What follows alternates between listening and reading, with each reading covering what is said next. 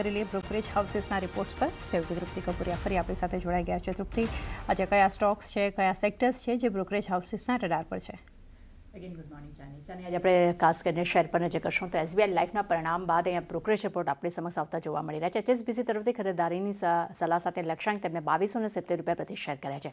અહીંયા તેમનું કહેવું છે કે એપી અને વીએનબી બંનેમાં જ મજબૂત પ્રદર્શન જોવા મળ્યું છે. ખાસ કરીને ગ્રુપ બિઝનેસનો સારો સપોર્ટ મળી રહ્યો છે અને કંપનીના કોર બિઝનેસનું પ્રદર્શન પણ અહીંયા સ્થિર જોવા મળી રહ્યું છે અને ખાસ કરીને નોન લિક્ડ પ્રોડક્શન અને ડિસ્ટ્રીબ્યુશનમાં રોકાણથી અહીંયા એપીમાં અહીંયા મીડિયમ ટર્મ્સમાં પણ એક મજબૂત ગ્રોથની અપેક્ષા તેઓ રાખી રહ્યા છે. બર્નસ્ટાઇન તરફથી પણ અહીંયા એસબીઆઈ લાઈફ માટે આઉટ પરફોર્મ રેટિંગનો રિપોર્ટ જોવા મળી રહ્યો છે. લક્ષ્યાંક તેમને ₹2440 પ્રતિ શેર કર્યા છે. અહીંયા તેમનું કહેવું છે કે ગ્રુપ બિઝનેસ સેલ્સને કારણે કરીને Q1માં સેલ્સમાં સારો ઉછાળો જોવા મળી રહ્યો છે અને મેનેજમેન્ટને Q1 બાદ માર્જિનમાં સારા સુધારાની તેઓ અપેક્ષા રાખી રહ્યા છે. જેમ ઇન્ડિવિડ્યુઅલ ન્યૂ સેલ્સ વધશે તેમ માર્જિન ગાઈડન્સમાં પણ એક સારા સુધારાની તેઓ અપેક્ષા રાખી રહ્યા છે.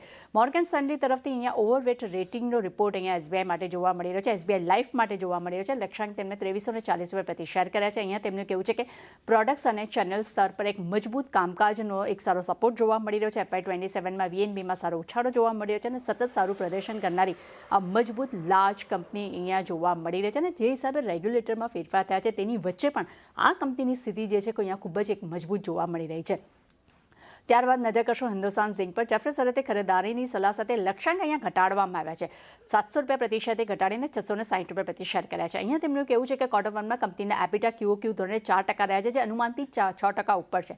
ખાસ કરીને ચાંદીની કિંમતો જે સ્પોટ પ્રાઇસ જે છે ત્યાંથી 14% નીચે છે અને ખાસ કરીને ઝિંકની કિંમત જે છે અહીંયા સ્પોટ પ્રાઇસની નજીક હોવા છતાં પણ અહીંયા EPS અનુમાન તેમને લગભગ અહીંયા 4 થી 6% તેમને વધાર્યા છે.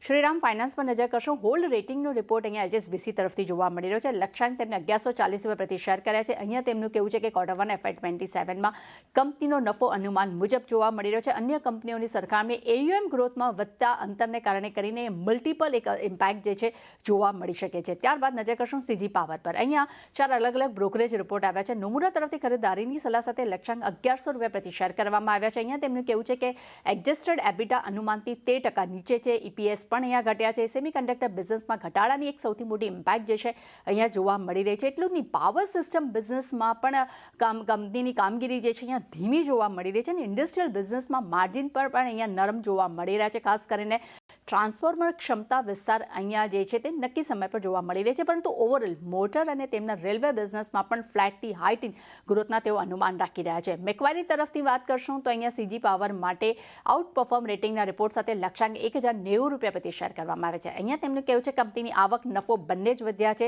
ઇન્ડસ્ટ્રીયલ સિસ્ટમમાં પ્રોવિઝનને કારણે કરીને એપિટા માર્જિનમાં ડેફિનેટલી 110 બેસિસ પોઈન્ટનો ઘટાડો આવ્યો છે. પરંતુ ઓર્ડર ઇન્ટેક વાર્ષિક ધોરણે ત્યાં એક નરમાશ જોવા મળી છે. પરંતુ મજબૂત ઓર્ડર્સ બેકલોગને કારણે આવનારા સમયમાં ગ્રોથને એક સારો સપોર્ટ મળી શકે છે. ડિમાન્ડ પાઇપલાઇન કંપનીની ખૂબ જ મજબૂત છે અને નફામાં સતત સુધારાની પણ તેઓ અપેક્ષા રાખી રહ્યા છે.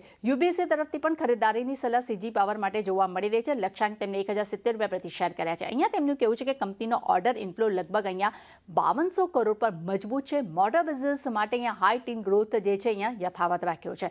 જેફરીઝ તરફથી અહીંયા CG પાવર માટે હોલ્ડ રેટિંગનો રિપોર્ટ છે. લક્ષ્યાંક તેમને ₹895 પ્રતિ શેર કર્યા છે. અહીંયા તેમનું કહેવું છે કે સેમિકન્ડક્ટર બિઝનેસમાં સતત ઘટાડાની એક ઇમ્પેક્ટ જોવા મળી રહી છે. પરંતુ સામે મોટર સેગમેન્ટમાં સારી રિકવરીની પણ તેઓ અપેક્ષા રાખી રહ્યા છે. રેચાની દરેક બ્રોકરેજ રિપોર્ટમાં આપણે એક સારી એવી એક્શન આજે દિવસ દરમિયાન જોવા મળી શકે છે.